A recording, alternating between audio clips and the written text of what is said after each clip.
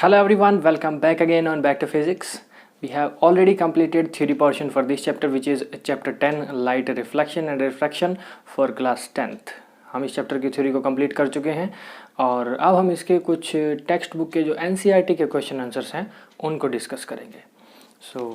हमने एक text book जो है NCERT की वो ले रखी है यहाँ पर, जिसमें हमारे पास कुछ क्वेश्चन आंसर दिए हुए हैं. We will solve these questions. Page number 168 पर सबसे पहले पेज नंबर 168 पर है question number 1.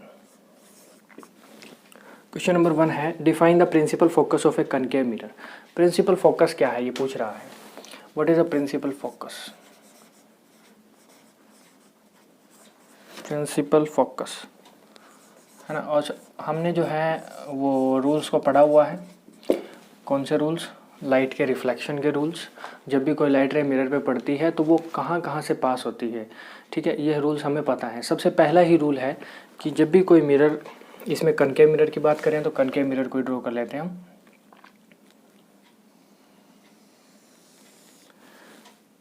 Let us draw concave mirror. पूछ रहा है कि कनकेव मिरर का फोकस बताओ कहाँ होता है.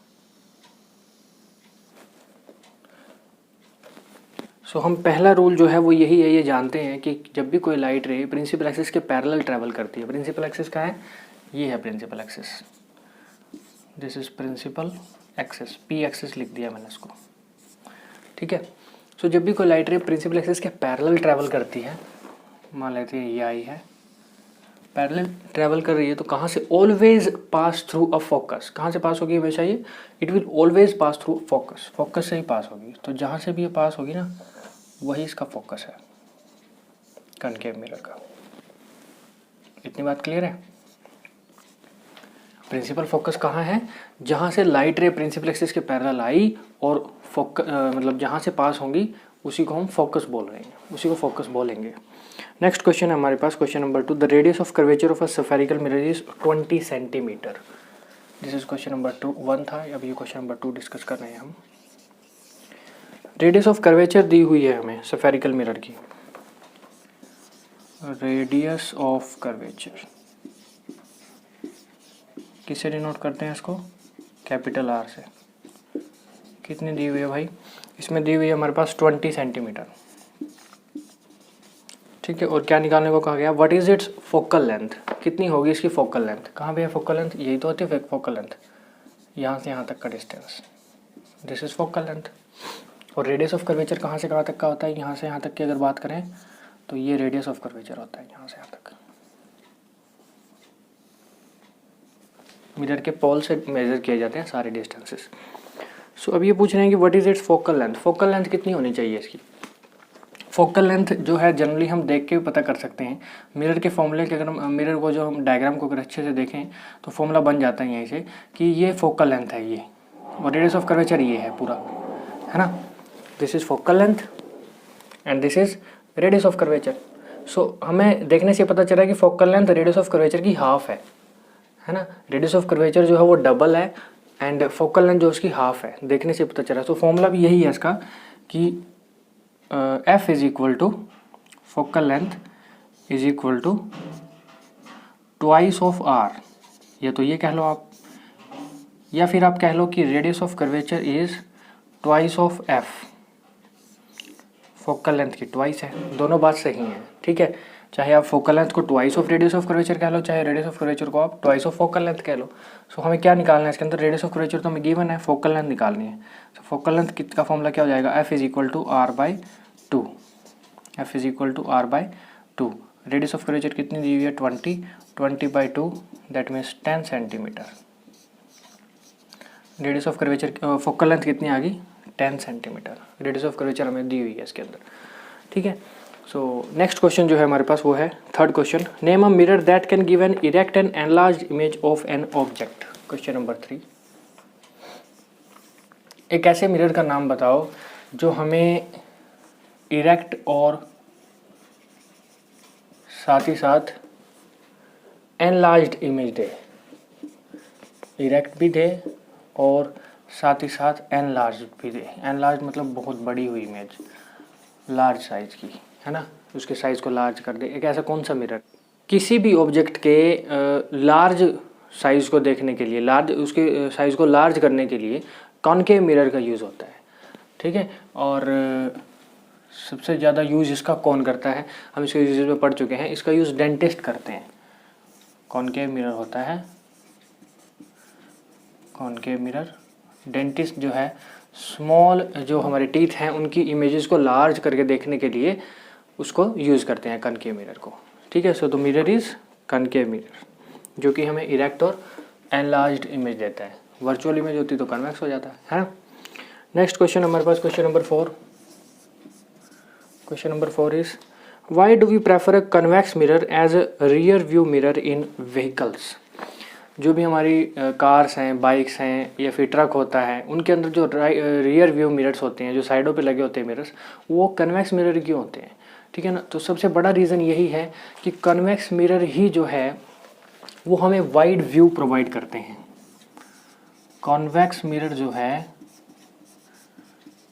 वो हमें वाइड व्यू प्रोवाइड करते हैं। वाइड व्यू मतलब समझ रहे हैं, अगर हम गाड़ी चला रहे हैं तो पीछे वाले जितने भी ऑब्जेक्ट्स हैं, जितने भी हमारे पास व्हीकल्स हैं, उनकी इमेज जो है वाइड फॉर्म में हमारे सामने लेकर आता है कन्वेक्स मिरर। तो सबसे बड़ा रीज़न तो यही है कि जो convex mirror rear view mirror के फॉर्म में यूज़ किए जाते हैं, रियर व्यू में यूज़ किए जाते हैं to view wide view of vehicles behind it. किसी भी व्हीकल की वाइड व्यू को देखने के लिए यूज़ किए जाते हैं। नेक्स्ट हमारे पास इसमें क्वेश्चन नंबर, पेज नंबर 171 पे है, पेज नंबर 171 पे है, ठीक है। क्वेश्चन नंबर है 1, find the focal length of convex mirror whose radius of curvature is 32 centimetre. Radius of curvature हमें दी हुई है, ये हम पीछे भी कर चुके हैं ऐसा क्वेश्चन। रेडियस ऑफ कर्वेचर हमें गिवन है क्वेश्चन में ही, जो कि कितनी है 32 सेंटीमीटर। और फोकल लेंथ निकालने को कहा गया, तो focal length F is equal to, हम अभी फॉर्मूले को सोल्व कर चुके हैं, F is equal to r/2 होता है ना, F is equal to r/2 होता है, तो हम वही फॉर्मूला यूज़ करेंगे, F is equal to r/2। Radius of curvature है 32 सेंटीमीटर अपॉन 2, इसको काट देंगे, F is equal to 16 centimetre. Focal length कितनी आ गई 16 सेंटीमीटर, ठीक है। एक कनकेव मिरर, नेक्स्ट क्वेश्चन हमारे पास क्वेश्चन नंबर 2 है इसका। A concave mirror produces 3 times magnified enlarged image of an object placed at 10 centimetre in front of it. एक कनकेव मिरर जो है एनलार्ज इमेज बना रहा है, कोई ऑब्जेक्ट इसके 10 सेंटीमीटर फ्रंट पे खड़ा हुआ है। इसके लिए हम इसको रब कर देते हैं, पहले ये देख लेते हैं जगह है अभी। So concave mirror produces 3 times magnified image. अब मैग्नीफाइड की बात हो रही है, मैग्नीफिकेशन की बात हो रही है ना, और मैग्नीफिकेशन का फॉर्मूला हमें मालूम है, लीनियर मैग्नीफिकेशन। लीनियर मैग्नीफिकेशन हमें मालूम है क्या होता है, लीनियर मैग्नीफिकेशन, लीनियर मैग्नीफिकेशन, इसका जो फॉर्मूला है वो होता है m से इसको डिनोट करते हैं, is equal to height of image upon height of object, और इसको साथ ही साथ हम लिखते हैं -v/u की फॉर्म में। यही फार्मूला है हमारे पास, मैग्नीफिकेशन का यही फार्मूला होता है, इसी को यूज़ करके हम इस क्वेश्चन को सोल्व कर देंगे। So concave mirror produces 3 times magnified real image of an object. 3 time जो है मैग्नीफाइड इमेज बना रहा है ना, किसकी, ऑब्जेक्ट की, जो कि 10 सेंटीमीटर पे रखा हुआ है इसके। सो इस फॉर्मूले से m is equal to hi, height of image कितनी हो जाएगी, क्योंकि 3 times मैग्नीफाइड इमेज बना रहा है, 3 times बना रहा है, तो हाइट जो है, हाइट ऑफ इमेज 3hi हो जाएगी according to our question. Height 3 times magnified है, और अपॉन में मान लेते हैं हाइट ऑफ ऑब्जेक्ट जो वो h है, ठीक है ना। इसको हम hi ना करके 3h लिख लेते हैं, नीचे h लिख लेते हैं, इसको सिंपल है। हाइट को हम h से रिप्रेजेंट कर रहे हैं, चाहे वो इमेज की है चाहे वो ऑब्जेक्ट की है। Height is represented by h, object की है चाहे इमेज की है, बट हमने डिफरेंस सिर्फ इतना लिया कि इमेज की जो हाइट है वो 3 times मैग्नीफाइड ले ली है 3h, और जो ऑब्जेक्ट की हाइट है वो h ही है। फिर ऑब्जेक्ट 10 सेंटीमीटर के फ्रंट पर, इस पे फ्रंट पे रखा हुआ है, उसका यूज़ अभी करेंगे, लेकिन पहले इसको सोल्व कर लेते हैं। इट विल बी इक्वल कितनी होनी चाहिए, ये होती है हमारी -v/u। h से h कैंसिल हो जाएगा, ठीक है ना। अब हम साइन कन्वेंशंस का अगर यूज़ करें तो एक कनकेव मिरर के अंदर ऑब्जेक्ट का जो डिस्टेंस है मिरर से, हम इधर बना के दिखा देते हैं आपको। अबव प्रिंसिपल एक्सिस पॉजिटिव होते हैं सारे डिस्टेंसेस, ठीक है ना, और बिलो नेगेटिव होते हैं साइन कन्वेंशंस के अकॉर्डिंग, है ना। सो इमेज क्या होगी यहाँ पे, पॉजिटिव होगी या नेगेटिव होगी? इमेज विल बी नेगेटिव, क्योंकि इमेज कहाँ बनती है, इसमें रियल इमेज बन रही है तो यहाँ से लाइट रिफ्लेक्शन आएगी, इमेज नीचे की तरफ बनेगी, image will be negative. So m जो है हम यहाँ पे क्या ले लेंगे, नेगेटिव ले लेंगे, ठीक है, इतनी बात। तो m की जो वैल्यू है वो क्या आ जाएगी, मैग्निफिकेशन जो है इसको हम ऐसे लिख देंगे -3 is equal to -v/u, minus से माइनस कैंसिल हो जाएगा, है ना। सो v/u जो आ जाएगा वो कितना आ जाएगा, दिस विल बी 3 v/u की वैल्यू। अब ऑब्जेक्ट का जो डिस्टेंस है वो में दिया हुआ है, कितने डिस्टेंस पे प्लेस किया हुआ object, 10 centimetre in front of it, 10 centimetre का ऑब्जेक्ट का डिस्टेंस है, u is equal to 10 centimetre, ठीक है, u is equal to 10 centimetre. So अब ये 10 साइन कन्वेंशन के अकॉर्डिंग क्या होगा, पॉजिटिव होगा या नेगेटिव होगा? कहाँ पे रखा हुआ है ऑब्जेक्ट, मिरर के इन फ्रंट में रखा हुआ है। सो राइट साइड पे जितने भी डिस्टेंस होते हैं, सॉरी लेफ्ट साइड पे जितने भी डिस्टेंस, क्योंकि लेफ्ट साइड पे रखते हैं ना मिरर, किसी भी ऑब्जेक्ट को मिरर के, सो लेफ्ट साइड पे जितने भी डिस्टेंस होते हैं इधर जो हम मेजर कर रहे हैं, ठीक है, वो सभी नेगेटिव होते हैं, और राइट साइड पे क्या होते हैं, पॉजिटिव। सो ये u क्या होगा, ऑब्जेक्ट डिस्टेंस इधर रखा हुआ है ना, ऑब्जेक्ट की हाइट तो पॉजिटिव होगी लेकिन ऑब्जेक्ट का डिस्टेंस इधर की तरफ मेजर कर रहे हैं, तो अकॉर्डिंग टू साइन कन्वेंशंस ये डिस्टेंस नेगेटिव होते हैं और वो डिस्टेंस पॉजिटिव होते हैं। सो ये डिस्टेंस क्या हो जाएगा, -10 हो जाएगा। सो v/10 इज इक्वल टू 3 हो जाएगा, and v is equal to -30 centimetre. Image का जो डिस्टेंस है वो निकल आया v, ठीक है।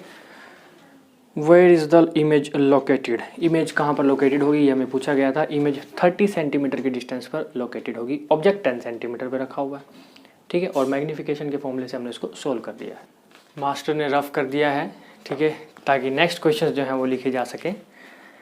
नेक्स्ट पेज नंबर है हमारे पास 176 पेज नंबर 176 का क्वेश्चन नंबर 1 है। देखिए जरा क्या कह रहा है ये, a ray of light travelling in air enters obliquely into water. Air से कोई लाइट रे आ रही है और वाटर में ट्रैवल कर रही है, यानी one medium to another medium वो ट्रैवल कर रही है। मान लेते हैं हमारे पास ऊपर वाले पोर्शन में जो है वो एयर है, एयर को हम ऐसे डॉट से रिप्रेजेंट कर रहे हैं और वाटर को हम ऐसे रिप्रेजेंट कर रहे हैं, ठीक है।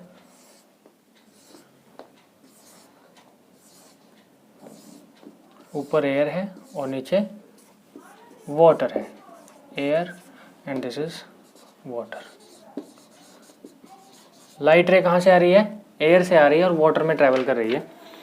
डज द लाइट रे बेंड टुवर्ड्स द नॉर्मल और अवे फ्रॉम द नॉर्मल, क्या लाइट रे नॉर्मल की तरफ बेंड करेगी या नॉर्मल से दूर चली जाएगी?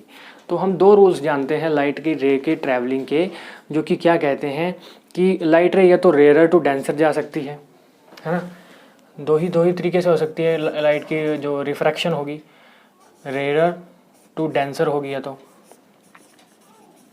रेयर टू डेंसर होगी या फिर डेंसर टू रेयर होगी, है ना, डेंसर टू रेयर होगी, यही दो हो सकते हैं।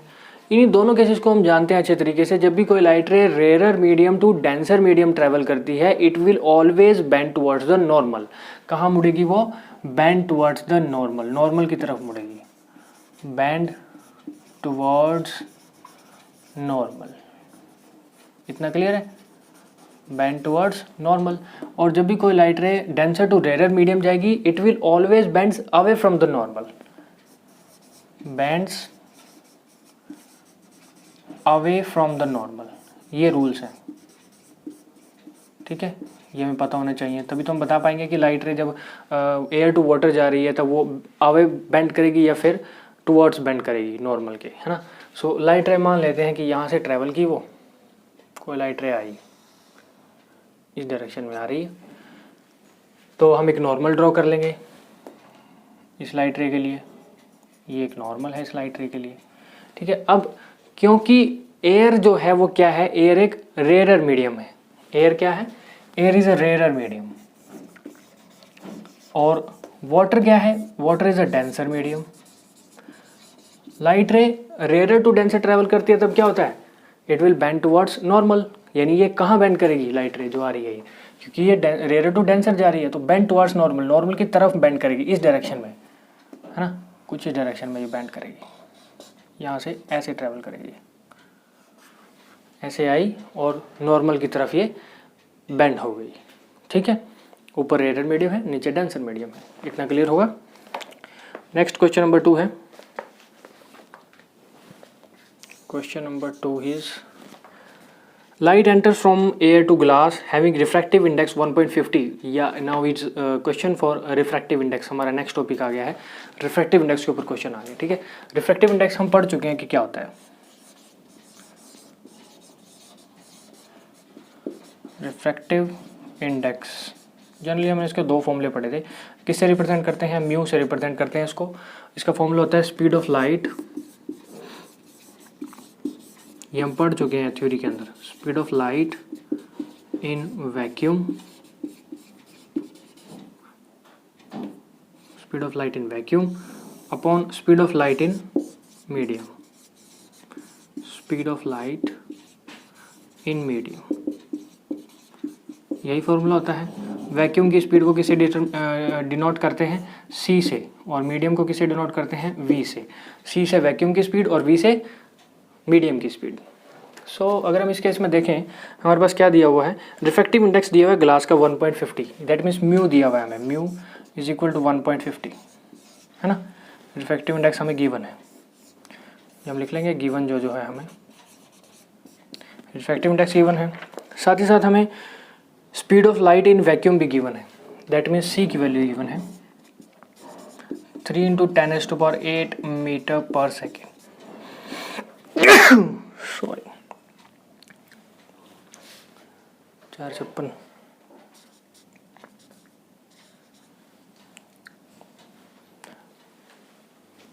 This is speed of light in vacuum, vacuum में है स्पीड ऑफ लाइट। नाउ हम अपने फॉर्मूला को यूज़ करेंगे, mu is equal to c/v वाले को, ठीक है। जो वैल्यूज़ हमें गिवन है वो लिख लेते हैं। म्यू की वैल्यू गिवन है 1.50, रिफ्रैक्टिव इंडेक्स है, c गिवन है 3 × 10⁸ मीटर पर सेकेंड, और v हमें निकालना है। We have to find out the speed of light in medium, और मीडियम क्या है हमारा, यहाँ पे मीडियम ग्लास है, ठीक है। ग्लास के अंदर हमें स्पीड ऑफ लाइट को कैलकुलेट करना है। सो इसको बड़ी इजीली हम कैलकुलेट कर लेंगे। v की वैल्यू क्या हो जाएगी, यहाँ से v की वैल्यू हो जाएगी 3 × 10⁸ अपॉन 1.50, इतनी हो जाएगी। अब इसको सोल्व कर लेते हैं। v इज इक्वल टू, अब ये 3 × 10⁸ अपॉन 1.50 की बजाय हमने लिख लिया है 150। 1.50 था हमारे पास, इट इज़ 1.50, हमने इसको 1.50 की जगह 150 लिख लिया है। जो डेसिमल है, डेसिमल के लिए जो 2 zeros बनेंगी वो कहाँ चली जाएंगी, वो ऊपर चली जाएंगी। 2 zeros will be multiplied by upper side, so 3 के साथ मल्टीप्लाई हो जाएंगी वो दोनों जीरोस। मान लेते हैं यहाँ पे आ गई वो, ठीक है। सो जो कटता है उसको काट देते हैं, 15 × 30, so this will be v is equal to 2 × 10⁸ metre per second. Speed of light in glass आ गई है, ठीक है बच्चों। आई थिंक इतना क्लियर होगा। एक दूसरा फॉर्मूला भी है रिफ्रैक्टिव इंडेक्स का जो हम यूज़ करते हैं, जनरली कई बार यूज़ करते हैं। वो तब यूज़ करते हैं जब हमें एंगल्स गिवन हो, एंगल ऑफ रिफ्रैक्शन और एंगल ऑफ इंसिडेंस। वो क्या है वो बता देते हैं आपको। Mu is equal to sin I upon sin R, ठीक है। ये भी एक फॉर्मूला है जो कि हम एंगल्स जब हमें गिवन होंगे तब हम इसको यूज़ करेंगे, साइन के एंगल्स जो है हम फाइंड आउट करेंगे। ट्रिग्नोमेट्री का थोड़ा यूज़ होता है इसके अंदर और कुछ नहीं है, करेंगे इसके भी न्यूमेरिकल्स अगर आगे आते हैं तो। नेक्स्ट क्वेश्चन हमारे पास, question number 3, find out from table 10.3 the medium having highest optical density. कुछ टेबल आपके पास इसमें बुक में ही गिवन है, 10.3 करके बोल रहा है ये। इसमें कुछ ना रिफ्रैक्टिव इंडेक्स गिवन है इस टेबल में, ये मैं दिखा देता हूँ आपको। ये टेबल है हमारे पास, ठीक है, इसमें हमारे पास कुछ जो मटेरियल्स हैं उनका रिफ्रैक्टिव इंडेक्स गिवन है, वो देखने के लिए कह रहे हैं इसमें क्वेश्चन में कि वो देखिए जरा एक बार। और फिर पूछ रहे हैं कि the medium having highest optical density बताओ और also find the medium with lower या lowest optical density. Highest optical density किसकी है और लोवेस्ट ऑप्टिकल डेंसिटी किसकी है ये बताना है हमें। ठीक है, तो according to table question number 3 है हमारे पास ये। Question number 3 highest optical density बताना है और lowest optical density, lowest optical density किसकी है ये बताना है और हाईएस्ट ऑप्टिकल डेंसिटी किसकी है ये भी बताना है। अच्छा, डेंसिटी किसके ऊपर डिपेंड करेगी, एक बार सोचिए ज़रा। डेंसिटी डिपेंड करेगी रिफ्रैक्टिव इंडेक्स की वैल्यू के ऊपर। अगर किसी मटेरियल का रिफ्रैक्टिव इंडेक्स ज़्यादा है, ठीक है, बहुत ज़्यादा रिफ्रैक्टिव इंडेक्स है, तो उसमें से यानी कि वो जो मीडियम है हमारा, वो कैसा हो जाएगा, वो डेंसर हो जाएगा। जितना ज़्यादा उसका रिफ्रैक्टिव इंडेक्स बढ़ता चला जाएगा वो उतना ज़्यादा डेंसर होता चला जाएगा। जितना ज़्यादा डेंसर होता चला जाएगा उतनी स्पीड ऑफ लाइट उसमें से डिक्रीज होती चली जाएगी और उतना ही रिफ्रैक्टिव इंडेक्स उसका रिड्यूस होगा। ठीक है, सो इसमें हम देख लेते हैं टेबल के अकॉर्डिंग। टेबल के अकॉर्डिंग जो है हमारे पास सबसे लो जो है वो एयर का है। एयर का होता है 1.0003 और सबसे ज़्यादा जो है वो होता है डायमंड का। डायमंड का है 2.42। ये दो ही हैं। ठीक है, तो लोएस्ट ऑप्टिकल डेंसिटी किसकी होगी, सबसे कम डेंसिटी वाला, सबसे कम डेंसर, ये कह लो अपनी लैंग्वेज में आप, सिंपल भाषा में, कि और लोवेस्ट ऑप्टिकल डेंसिटी मतलब कम डेंसर। कम डेंसर मतलब जिसके अंदर लाइट के पार्टिकल्स डेंसर तो हों लेकिन फिर भी वो थोड़े थोड़े लूज हों। और हाईएस्ट ऑप्टिकल डेंसिटी मतलब बहुत ही ज़्यादा डेंसर, बहुत ज़्यादा डेंसर, यानी लाइट को ट्रैवल करने के लिए स्पेस भी ना मिले, ज़्यादा स्पेस ना मिले। सो सबसे कम है एयर की, that means lowest optical density is air which is 1.0003 and highest वाला है diamond.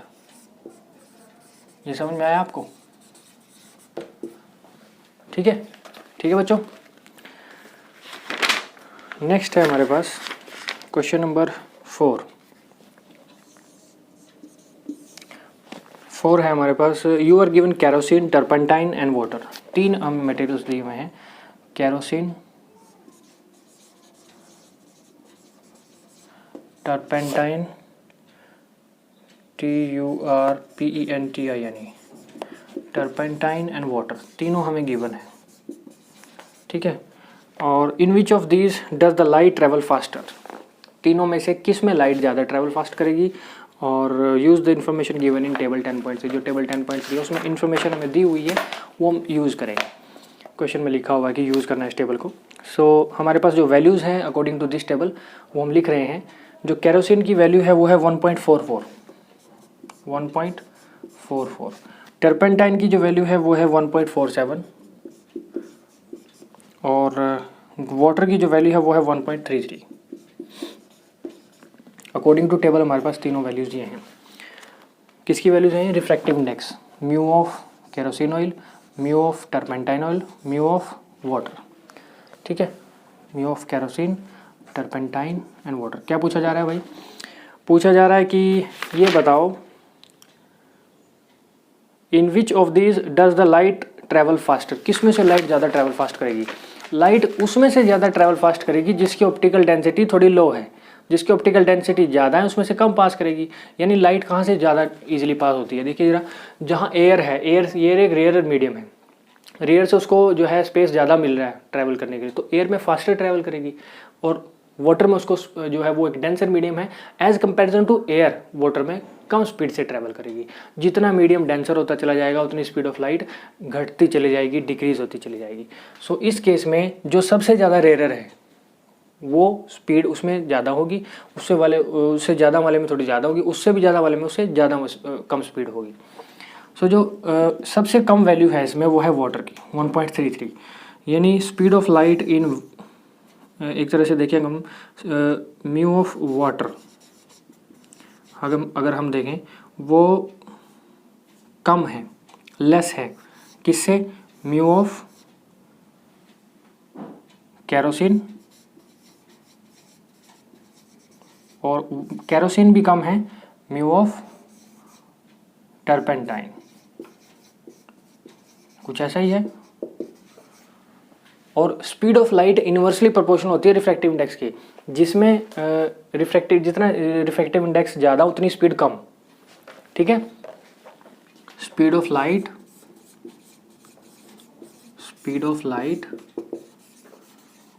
Is inversely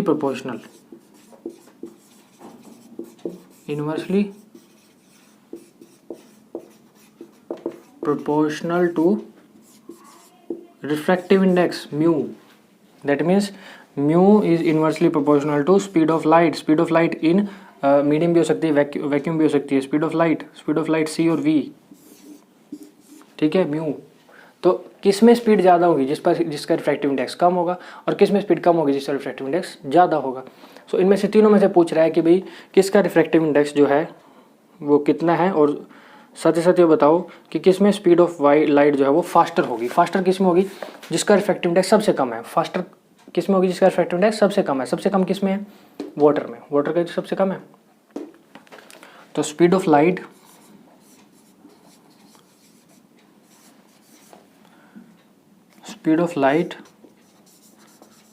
is faster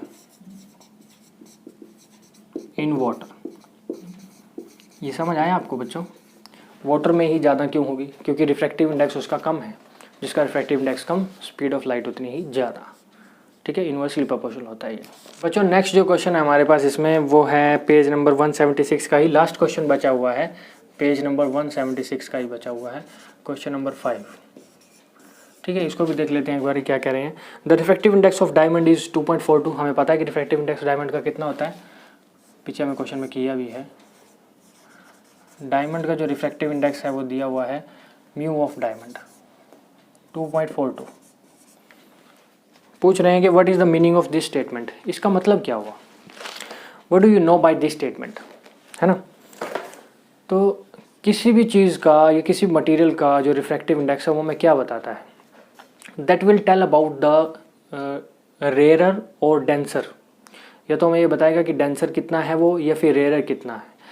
और दूसरी चीज़ वो हमें ये बताएगा कि स्पीड ऑफ लाइट उस मटेरियल में कितनी है, कम है या ज़्यादा है, ठीक है ना। तो रिफ्रैक्टिव इंडेक्स हमें यही दो चीज़ें बता सकता है। इसके अकॉर्डिंग 2.42 के अकॉर्डिंग इसमें स्पीड ऑफ लाइट कितनी होगी, speed of light denser medium में ही है, लेकिन कितनी होगी, क्योंकि रिफ्रैक्टिव इंडेक्स 2.42 है तो speed of light will reduce by a factor of 2.42। यही कुछ रिप्रेजेंट कर रहा है ये। डायमंड का रिफ्रैक्टिव इंडेक्स 2.42 होने का मतलब कि जो speed of light in diamond है, speed of light in diamond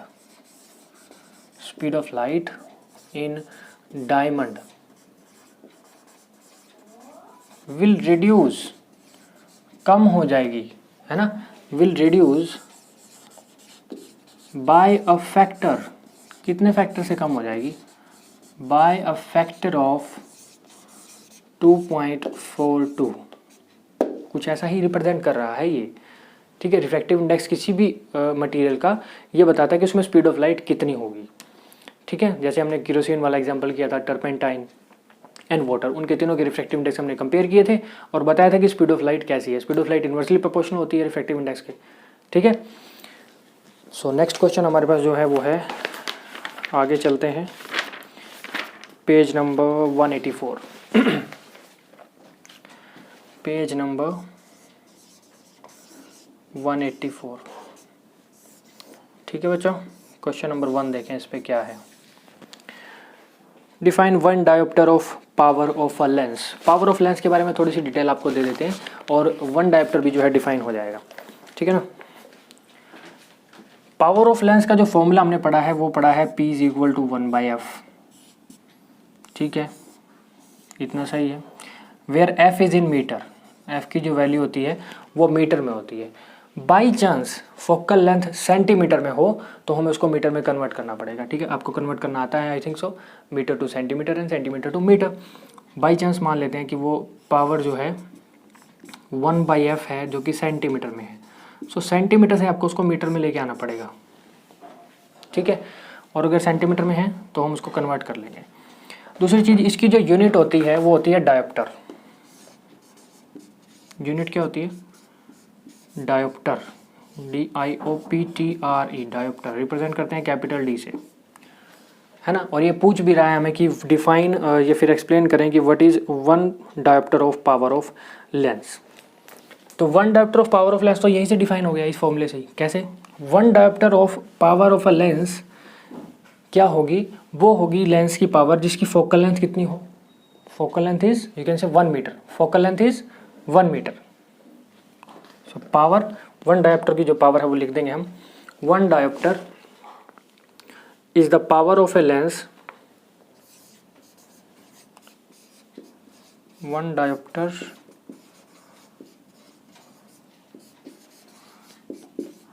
is the power of a lens whose focal length is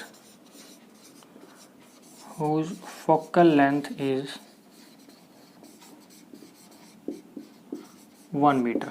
जिसकी फोकल लेंथ 1 मीटर हो वो हमारे पास क्या हो जाएगी? 1 डायोप्टर, उसको हम बोलेंगे 1 dioptre power of a lens. ठीक है, फिर पावर ऑफ अ लेंस जो है वो कनकेव लेंस की कितनी होती है? Power of convex lens and power of concave lens. ये क्लियर है? यहाँ पे लिख रहे हैं पावर ऑफ कॉनकेव लेंस। दोनों की बात करते हैं, ठीक है ना, पावर ऑफ कनकेव लेंस और power of convex lens.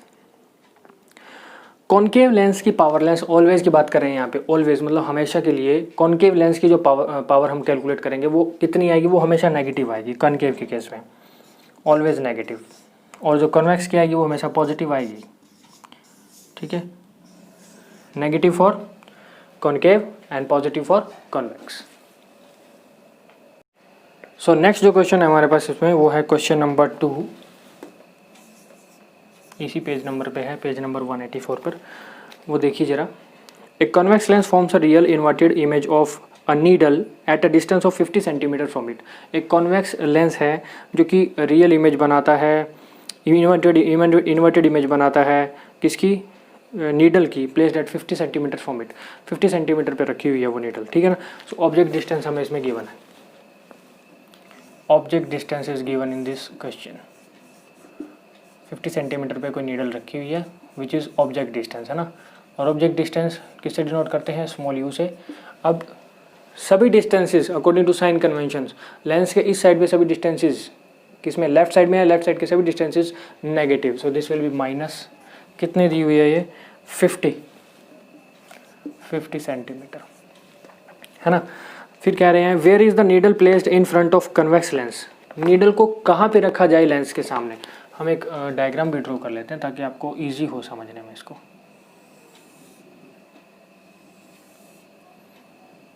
Convex lens draw कर लिया हमने। ये पहला फोकस F1, ये दूसरा 2F1, ये पहला F1, ये दूसरा 2F1,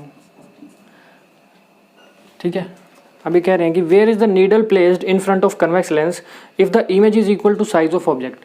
अगर इमेज जो है ऑब्जेक्ट के साइज की बन रही है तो नीडल को कहाँ पे प्लेस किया जाए? ठीक है, अब ये वो वाला केस हो गया जिसमें हमारे पास size of image is equal to size of object हो जाए, यानी जो साइज ऑब्जेक्ट का होगा वही साइज इमेज का भी होना चाहिए। तो वो केस कौन सा था? वो केस ये वाला था। देखिए जरा, हम ड्रॉ कर रहे हैं उसको कि कब जो है हमारे पास इमेज ऐसी बने कि जो ऑब्जेक्ट के साइज की ही हो, ठीक है ना।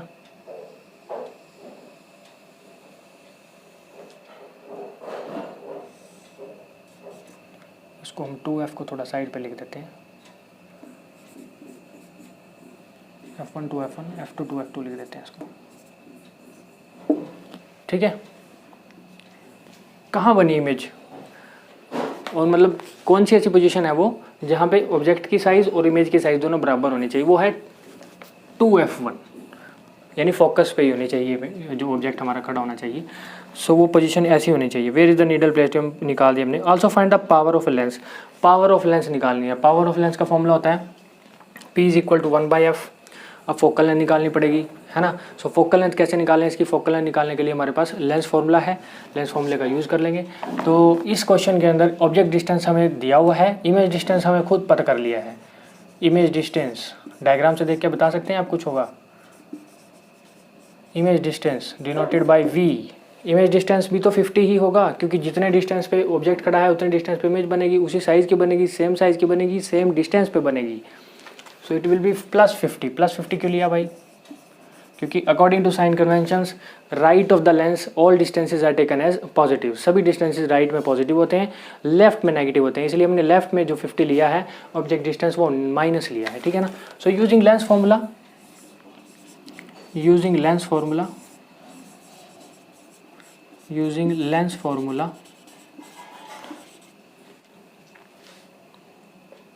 formula जो कि हमें पता है क्या होता है, 1/f is equal to 1/v minus 1/u, यही होता है।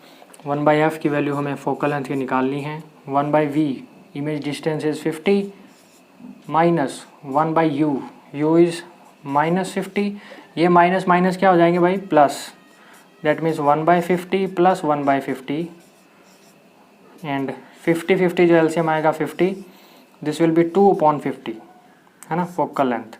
सो 2 से 50 कैंसिल हो जाएगा, 25 पे f की जो वैल्यू आएगी वो आएगी 1/25, है ना, 1/25 सेंटीमीटर में आएगी। अब देखिए ज़रा, इसको हम लिख सकते हैं कैसे, 0.4 डायप्टर लिख सकते हैं इसको। 25 को जब डिवाइड करेंगे 0.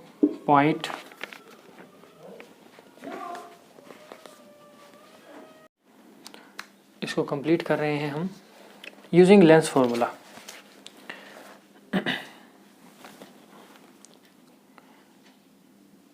लेंस फॉर्मूला क्या होता है, 1/f is equal to 1/v minus 1/u, यही होता है। इसमें हम वैल्यूज़ को रखेंगे जो जो हमें पता है, ठीक है ना। 1/f will be equal to 1/v, v is image distance which is 50 centimetre and 1/u, u is -50, minus minus plus हो जाएगा, 1/50 प्लस 1/50, है ना। अब इसका एलसीएम ले लेंगे, एलसीएम कितना आएगा, 50 है तो 50 हो रहा है ना, 50 ऊपर क्या बनेगा 2, 1/f इधर पड़ा हुआ है, ठीक है।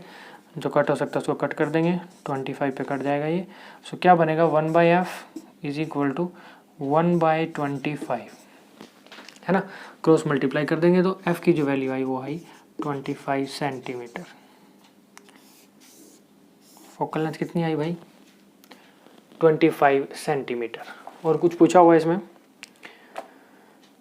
Also find the power of lens, power of lens भी निकालनी है इसके अंदर, ठीक है। सो पावर ऑफ लेंस जो है वो हमारे पास फॉर्मूला होता है पावर ऑफ लेंस का, P is equal to 1/f, P is equal to 1/f। अब ध्यान दीजिए जरा, यहाँ पर पावर के दो फॉर्मूलाज थे, है ना, एक तो था सेंटीमीटर में और एक था मीटर में। सो सेंटीमीटर में जब है बेसिक जो फॉर्मूला है ऐसा ही यूनिट के अकॉर्डिंग वो मीटर में है, और सेंटीमीटर वाला जो है उसके लिए हमें उसको कन्वर्ट करना पड़ेगा, है ना। सो 25 को हम किस में कन्वर्ट कर लेंगे, 25 सेंटीमीटर को मीटर में कन्वर्ट कर लेंगे। सो फोकल लेंथ कितनी बन जाएगी, focal length f will be equal to, जब इसको मीटर में कन्वर्ट करेंगे तो 25 को डिवाइड कर देते हैं कितने से, 100 से, मीटर, दैट मीन्स 0.25 मीटर। ये हमने क्यों कन्वर्ट किया, क्योंकि हमें पावर निकालनी है, पावर निकालने के लिए focal length should be in metre, focal length metre में होनी चाहिए, सेंटीमीटर में नहीं होनी चाहिए। सो हमने इसको कन्वर्ट कर लिया। So power will be equal to कितनी हो जाएगी, 1/0.25 मीटर,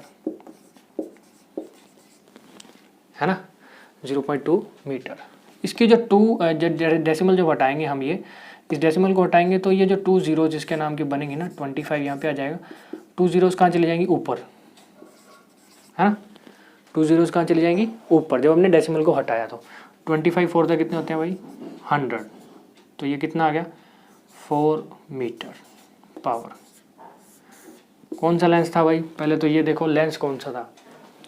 इसके अंदर हमारे क्वेश्चन में था कॉन्वेक्स लेंस, और कॉन्वेक्स लेंस की जो फोकल लेंथ होती है वो हमेशा क्या होती है, पॉजिटिव होती है, it is always positive. So power जो है वो हमेशा कितनी रहेगी इसमें, +4 सेंटीमीटर, माइनस नहीं हो सकती, ठीक है ना। Power is always 4 + 4 centimetre. Next question हमारे पास क्वेश्चन नंबर 3, देख लेते हैं ये भी क्या कह रहे हैं। Find the power of a concave lens, एक कॉनकेव लेंस लेना, उसकी पावर निकालनी है। और focal length 2 metre, focal length दी हुई है, इजी फॉर्मूला है, यही फॉर्मूला चलेगा। पावर P = 1/f वाला फॉर्मूला यूज होता है ज़्यादातर। P = 1/f, P = 1/f। तो f कितना दिया हुआ है, फोकल लेंथ 2 मीटर। अब पावर जो अपना फोकल लेंथ है वो पहले से ही मीटर में दी हुई है ना, तो इसको सेंटीमीटर में से मीटर में कन्वर्ट करने की जरूरत ही नहीं है, क्योंकि बेसिक यूनिट मीटर है। सो हम मीटर में रखेंगे इसको। 1/2 को डिवाइड करते हैं तो कितना बनता है भाई, 0.5 मीटर। बट अभी साइन कन्वेंशन की ज़रूरत है, हमें साइन कन्वेंशन अप्लाई करना है ना। साइन कन्वेंशन के अकॉर्डिंग मिरर कौन सा है ये, सॉरी लेंस कौन सा है, concave lens. Lens is concave lens, है ना।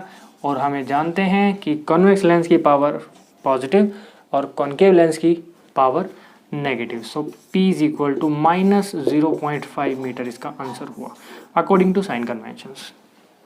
इतना समझ आया, आई थिंक इतना क्लियर होगा।